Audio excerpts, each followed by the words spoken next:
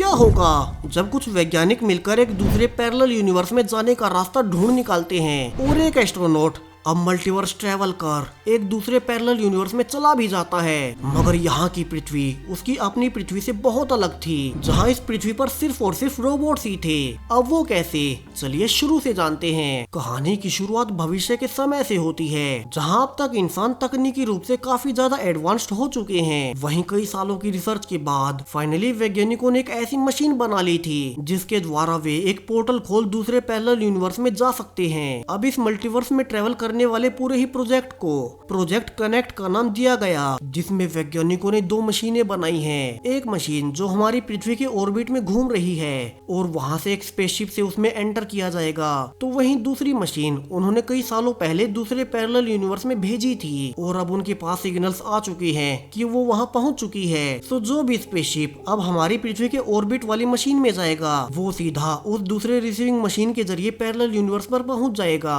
मगर चूंकि अब तक किसी को भी पता नहीं था कि इस मल्टीवर्स ट्रैवलिंग में क्या क्या खतरे हो सकते हैं और क्या उनकी मशीन सही से काम भी करेगी, तो आज पहली बार पैरेलल अर्थ पर जाने के लिए एक एस्ट्रोनॉट जेम्स को चुना गया है, जो कि आज उसी मशीन से दूसरे पैरेलल यूनिवर्स में जाएगा। अब जेम्स यहाँ अपने मेन बेस से पोर्टल में जाने की इजाजत मांगता है और जैसे ही उसे आदेश मिलते हैं वो अब अपने स्पेसशिप को सीधा ऑर्बिट में मौजूद पोर्टल में एंटर करवाता है और ऐसा होते ही अब स्पेस टाइम की दूरियां मिटने लगती है। जिस बीच अब जेम्स वहीं बेहोश हो गया था और अब जैसे ही उसका शिप दूसरे पैरेलल अर्थ पर मौजूद रिसीविंग पोर्टल से निकलता है कि तभी जेम्स को होश आता है और वो पाता है कि फाइनली वो इस दूसरी पृथ्वी के ऑर्बिट में है, जो कि देखने में उसकी अपनी पृथ्वी से बहुत अलग लग रही थी। मगर अब जेम्स ये भी पाता है कि इस मल्टीवर्स ट्रैवलिंग के दौरान उसका शिप बुरी तरह से डैमेज हो चुका है, तो वो अब अपने शिप को दूसरी पृथ्वी पर लैंड करवाने लगता है, जहाँ उसे ये भी पता था कि शिप में कोई ईंधन नहीं बचा है और सारा ही ईंधन उसी मल्टीवर्सल जंपिंग में खत्म हो गया। सो जेम्स अब एक पैराशूट लेकर जैसे ही उसका शिप इस पैरेलल अर्थ के सरफेस के करीब गया ही था कि जेम्स किसी तरह से पैराशूट से जंप कर फाइनली लैंड करता है, जहां जेम्स काफी ही थ्रिल्ड था क्योंकि वो पहला इंसान बन चुका था जो कि अब अपने रियल यूनिवर्स में नहीं बल्कि एक दूसरे पैरेलल यूनिवर्स की पृथ्वी पर था, जहां वो पा रहा था कि यहाँ वो एक बंजर सी जमीन पर लैंड हुआ है, जहाँ दूर दूर तक उसे कुछ भी दिखाई नहीं देता। अब जेम्स यहाँ हेलमेट नहीं उतारता, ये सोचकर कि क्या पता इस पृथ्वी का एनवायरनमेंट उसकी अपनी पृथ्वी से कितना अलग हो। वहीं उसे कुछ ही दूरी पर धुआं उठता हुआ नजर आता है, तो जेम्स अब उसी ओर ये देखने लगता है कि शायद से उसे वहाँ इस पृथ्वी के इंसान मिल ही जाएं। अब कई किलोमीटर की लंबी दूरी चलने के बाद जेम्स पाता है कि दरअसल ये धुआं उसी के स्पेसशिप के मलबे से उठ रहा था, जो कि बिना ईंधन के यहाँ आते हुए क्रैश हुआ था। मगर यहाँ मलबे से उसे अपना डिवाइस मिल जाता है जिससे जेम्स इस पृथ्वी का एनवायरनमेंट चेक कर सकता था और यहाँ वो पाता है कि यहाँ की ऑक्सीजन उसकी पृथ्वी से कुछ कम तो है, मगर यहाँ वो अभी भी सांस ले सकता है। सो जेम्स अब फाइनली हेलमेट उतार ही देता है और सीधा इस पृथ्वी के ऑर्बिट में मौजूद रिसीविंग चैम्बर के जरिए अपने यूनिवर्स में अब तक की सारी रिपोर्ट्स भेजने लगता है कि वो उन पोर्टल से मल्टीवर्स जंपिंग के दौरान उसका शिप पूरी तरह से डैमेज हो गया था, जिसके बाद उसे किसी तरह से पैरेलल अर्थ पर लैंड करना पड़ा। वहीं अब तक तो उसे दूर दूर तक कोई भी इंटेलिजेंट लाइफ दिखाई नहीं दी है और न ही कोई जीव जंतु ही दिखा है। तो क्या पता इस पृथ्वी पर कभी इंसान एवोल्यूशन से पैदा हुए ही ना हो और शायद से इसकी वजह यहाँ के वातावरण में ऑक्सीजन की मात्रा कम होना हो सकता है। वहीं अब उसका शिप क्रैश होने से उसके पास खाना और पानी कम ही बचे थे, तो वैज्ञानिकों को जल्दी से यहाँ उसे लेने के लिए एक रेस्क्यू टीम भेजनी होगी और तब तक वो इस पृथ्वी के बारे में सारा ही डेटा निकाल लेगा। अब ये मैसेज उसकी रियल पृथ्वी पर जाने में कई घंटे लगने वाले थे और इतना ही समय रिप्लाई वापिस आने में लगेगा, तो तब तक जेम्स को यही उसका इंतजार करना था। अब जेम्स अपने बैग में पाता है कि उसके पास सिर्फ 5 दिन का खाना और 1 बोतल पानी बचा है, बाकी का सब कुछ शिप के साथ क्रैश में नष्ट हो गया, सो उसे इन्हीं से काम चलाना होगा। अब जेम्स जब पानी पी ही रहा था कि उसे एक अजीब सी आवाज आने लगती है, जिससे घबराकर उसकी बोतल नीचे गिर जाती है और उसका सारा ही पानी वेस्ट हो जाता है। मगर जेम्स डरा हुआ था क्योंकि ये उसकी पृथ्वी नहीं थी और न ही उसे अंदाजा भी था कि यहाँ किस प्रकार की लाइफ फॉर्म हो सकती है। वहीं उसे तो दूर दूर तक कुछ भी दिखाई नहीं दे रहा था, तो वो आवाज कैसी थी। वहीं अब शाम होने आई थी, सो जेम्स अब यहीं रात बिताने का फैसला करता है, जहाँ उसे इस साफ आसमान में अपना रिसीविंग चैम्बर पृथ्वी के ऑर्बिट में घूमता हुआ नजर आ रहा था। उसका एकमात्र रास्ता जहाँ से वो अपने रियल यूनिवर्स में वापस जा सकता था।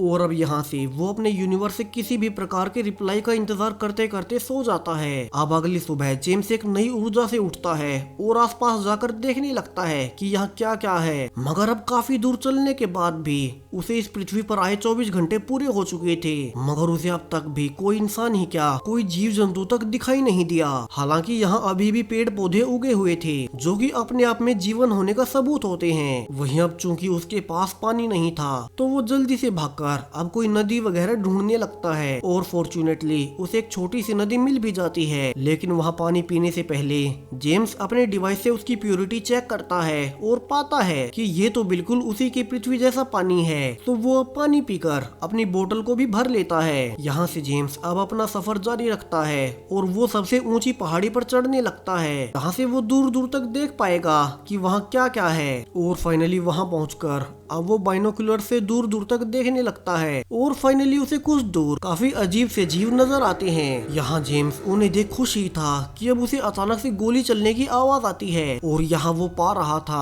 कि एक रोबोट था। यहाँ जेम्स समझने लगता है कि अगर यहाँ रोबोट्स हैं तो इन्हें किसी इंसानों या फिर इंटेलिजेंट लाइफ ने ही बनाया होगा। तो वो अब इशारा कर उन्हें बुलाने लगता है, मगर अब वो रोबोट जेम्स पर ही गोलियां चलाने लगता है। यहाँ जेम्स जल्दी से उससे दूर भागता है, जिस बीच वो एक मशीनी ड्रोन से टकराने से भी बचता है, जहाँ अब तक फिर से शाम हो चुकी थी और जेम्स को कुछ ही दूरी पर एक पुराना सा खंडर दिखाई देता है। सो जेम्स अब रात के लिए वहीं छिप जाता है। यहाँ जेम्स काफी ही हैरान था, क्योंकि इतने ज्यादा टेक्निकली एडवांस्ड रोबोट्स और ड्रोन्स उसने अपने यूनिवर्स में कभी नहीं देखे थे। मगर सरप्राइजिंगली यहाँ उसे अब तक भी सिर्फ मशीनें ही दिखाई दी थी, ना कि कोई इंसान, ना कोई सोसाइटी और ना ही कोई जीव जंतु। तो ये किस प्रकार की पृथ्वी है जहाँ बिना इंसानों के ही इतने एडवांस्ड रोबोट आ गए। वहीं अब तक उसके यूनिवर्स से कोई रिप्लाई भी नहीं आया था और चूंकि यहाँ के रोबोट्स उस पर अटैक कर रहे थे, तो जेम्स अब डरने लगता है कि उसका क्या ही होगा। अब अगली सुबह जेम्स दूसरी दिशा में आगे बढ़ता है, इस उम्मीद में कि उसे कोई इंटेलिजेंट लाइफ मिले जिन्होंने कि इन रोबोट्स को बनाया हो और वो उनके पास से शिप लेकर ऑर्बिट में अपने रिसीवर द्वारा फिर से अपने यूनिवर्स में चला जाए। दरअसल जेम्स के हिसाब से जो life form in advanced robots को बना सकती है, उनके पास स्पेसशिप तो होंगे ही। यही सब कुछ जेम्स के मन में चल रहा था। अब आज भी चलते चलते जेम्स का आधा दिन बीत चुका था, मगर अब भी उसके सामने दूर दूर तक बंजर जमीनें ही थी। सो वो आराम करने के लिए कुछ देर वहीं रास्ते में सो जाता है, मगर कुछ देर बाद उसकी आंखें फिर से गोली की आवाज से खुलती हैं और जेम्स यहाँ से देख पाता है कि कुछ ही दूरी से कई सारे इलेक्ट्रॉनिक ट्रक्स जा रहे थे और उनके साथ रोबोट्स भी हैं जो कि उनका इस्तेमाल कर रहे हैं। अब चूंकि पिछली बार रोबोट्स ने उस पर अटैक किया था, तो इस बार जेम्स चुपचाप पास के ही एक जंगल में घुसकर भागने लगता है। मगर अब वो पा रहा था कि एक रोबोट और उसके रोबोट डॉग ने उसे नोटिस कर लिया है और वे उसके पीछे आ रहे हैं। यहाँ जेम्स पेड़ों के पीछे छुपता भी है, मगर फाइनली वे उसे डिटेक्ट कर ही लेते हैं और उस पर गोलियां चलाने लगते हैं। यहाँ भागते हुए फाइनली एक गोली जेम्स के हाथ पर जा लगती है। यहाँ अब तक जेम्स समझ चुका था कि इस रोबोट से छुटकारा पाने के लिए इसके कैमरा को डैमेज करना होगा। तो वो जल्दी से भागकर अब रोबोट के कैमरा को तोड़ उसकी मेन चिप को निकालने लगता है। और यहाँ से थोड़ा आगे जाकर जेम्स पहले अपने घाव को कवर करता है और फिर थककर वहीं सो जाता है। मगर कुछ देर बाद जब उसकी आंखें खुलती है, तो वो पाता है कि वहीं रोबोटिक डॉग अब उसके ही सामने खड़ा है और उसे घूरे जा रहा है। अब जेम्स को स्ट्राइक होता है कि ये डॉग उस पर अटैक नहीं कर रहा और इसका कारण जल्द ही उसे समझ आ जाता है कि दरअसल जिस रोबोट की चिप लेकर वो भागा था, ये रोबोटिक डॉग उस चिप से ही अब जेम्स को अपना मास्टर समझ रहा है। तो अब अपनी सेफ्टी के लिए जेम्स वहीं चिप हाथ में लेकर आगे बढ़ने लगता है। तो वहीं रोबोटिक डॉग उसके पीछे पीछे चलने लगता है और यहाँ से आगे बढ़ते हुए अब जेम्स को कुछ ऐसी ही चीजें मिलती हैं जो कि इंसानों द्वारा उसकी पृथ्वी पर इस्तेमाल की जाती थी। वहीं थोड़ा ही आगे चलकर उसे एक पुराना घर भी दिखाई देता है, जहाँ से उसे एक गन और कुछ पुरानी वीडियो टेप्स मिलती हैं, जिन्हें चलाने पर जेम्स पाता है कि उनमें एक फैमिली की वीडियोस हैं जो कि कभी शायद इस घर में रहा करती होंगी। और यहाँ से तो पक्का था कि इस पृथ्वी पर भी कभी इंसान रहा करते थे, बिल्कुल जेम्स की अपनी पृथ्वी की तरह। मगर वे गए कहाँ और यहाँ सब कुछ बंजर क्यों है? वहीं यहाँ सिर्फ रोबोट्स ही रोबोट्स हैं। जेम्स के इन्हीं सारे सवालों के जवाब उसे एक पुराने न्यूज़पेपर में मिलते हैं, जिसे देखने पर जेम्स पाता है कि दरअसल इस पृथ्वी पर कई सालों पहले वर्ल्ड वॉर 3 हुआ था, जिसमें दुनिया की सबसे मेन जगहों पर न्यूक्लियर अटैक किए गए और ये पृथ्वी पूरी तरह से बर्बाद हो गई, जिसके बाद इंसान शायद से वर्ल्ड वॉर 3 में ही पृथ्वी से विलुप्त हो गए।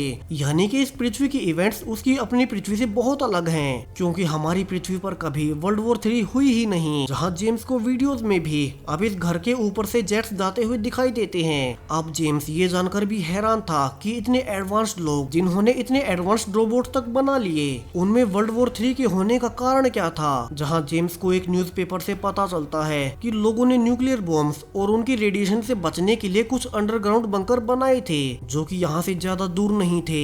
तो अब जेम्स तय करता है कि वो ऐसे ही अंडरग्राउंड बंकर ढूंढने जाएगा, जहाँ से उसे शायद कुछ ऐसे ही इंसान जिंदा मिल जाएं और वे उसे फिर से उसके यूनिवर्स में जाने में मदद कर सके। तो जेम्स इन्हीं सब ख्यालों में खोया सो जाता है कि कैसे सिर्फ एक इवेंट ने इस पृथ्वी को बर्बाद कर दिया। तो उसे वापस जाकर सबको इस बारे में सचेत करना होगा।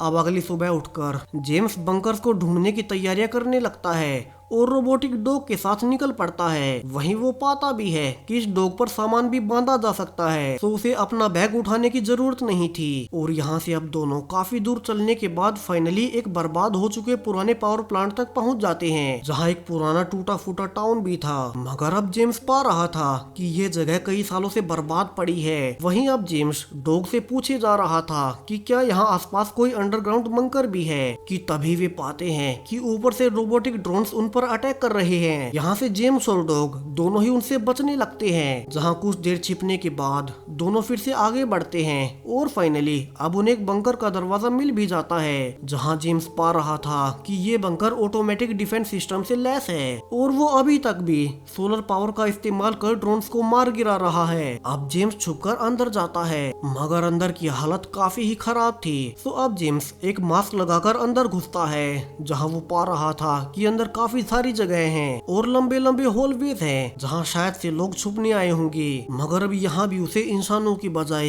एक रोबोट ही नजर आता है, जो कि उसी की ओर बढ़ रहा था। यहाँ जेम्स डरते हुए उस पर गोलियां चलाने लगता है, मगर गोलियों से रोबोट को कुछ नहीं होता। तो जेम्स अब उससे बचकर भागने लगता है, मगर अब भागते हुए जेम्स आखिरकार हॉलवे के आखिरी दरवाजे पर पहुंच चुका था और ये दरवाजा लॉक था। और अब यहाँ से तो जेम्स को लगने लगा था कि वो यहाँ से नहीं भाग सकता और ये रोबोट अब उसे जान से मार ही देगा, कि तभी वो पाता है कि ये रोबोट उसे कुछ नहीं कह रहा, उल्टा वो तो दरवाजा खोल अंदर चला गया। और यहीं पर अंदर जेम्स को एक मरे हुए इंसान की हड्डियां भी दिखाई देती हैं, जो कि शायद से कई सालों पहले मारा गया होगा। अब जेम्स उसे देख ही रहा था कि उसके पास उसकी पृथ्वी से फाइनली इतने दिनों बाद रिप्लाई आता है, जिसमें जेम्स को बताया जाता है कि उसे बचाने के लिए कोई रेस्क्यू टीम नहीं आने वाली, क्योंकि उनके पोर्टल्स ढंग से काम नहीं कर रहे और दूसरा यूनिवर्स होने से यहाँ की फिजिक्स के नियम उनके यूनिवर्स से थोड़े अलग हैं, इसीलिए शुरू में जेम्स का शिप डैमेज हो गया था। तो जेम्स अगर कुछ दिनों के अंदर वापस आ सकता है तो ठीक है, वरना वे अपने रिसीविंग मशीन को हमेशा के लिए बंद कर देंगे, ताकि कोई और खतरा इस यूनिवर्स से उनके यूनिवर्स में ना जा सके।